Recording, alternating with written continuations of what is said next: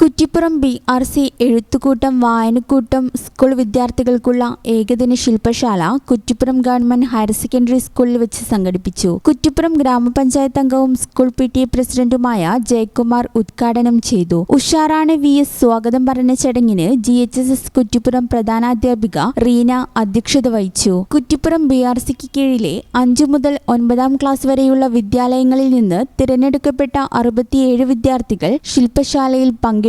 കേവല വായനയ്ക്കപ്പുറം വായനയെ നിത്യജീവിതത്തിന്റെ ഭാഗമാക്കി ഒരു വായന സംസ്കാരം രൂപപ്പെടുത്തുക എന്ന കാലഘട്ടത്തിന്റെ അനിവാര്യതയാണ് എഴുത്തുകൂട്ടം വായനക്കൂട്ടം വിഭാവനം ചെയ്യുന്നത്. കുട്ടികളുടെ സർഗാത്മകത വളർത്തുന്നത് വഴി സമൂഹത്തിന്റെ മികച്ച ക്രിയാത്മക മാതൃകയായി അവരെ മാറ്റുക എന്നതാണ് ബഡ്ഡിംഗ് റൈറ്റേഴ്സ് ലക്ഷ്യം വെക്കുന്നത്. ശില്പശാലയുടെ ഭാഗമായി കുട്ടികളുടെ സർഗാത്മക സൃഷ്ടികൾ ക്രോഡീകരിച്ച് തയ്യാറാക്കിയ മിഴി കൈയെഴുത്തു മാസിക പ്രഥമാധ്യാപിക റീന പ്രകാശനം ചെയ്തു. Usharani VS, Athira Shankar, Anwar AK, Shiny K, സുൽഫത്തുന്നീസ എന്നിവർ നേതൃത്വം വഹിച്ച ശില്പശാല 9:30 ആരംഭിച്ച് 4:30 സമാപിച്ചു. എഴുത്തിന്റെയും വായനയുടെയും അനുഭൂതി ശരിയായി ഉൾക്കൊള്ളുന്നതിന് ശില്പശാല ഏറെ ഉപകാരപ്പെട്ടതായി പങ്കാളികൾ അഭിപ്രായപ്പെട്ടു.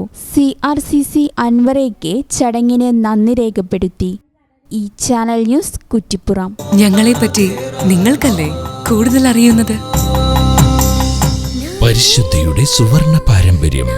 Hayat golden diamonds, Valanchery.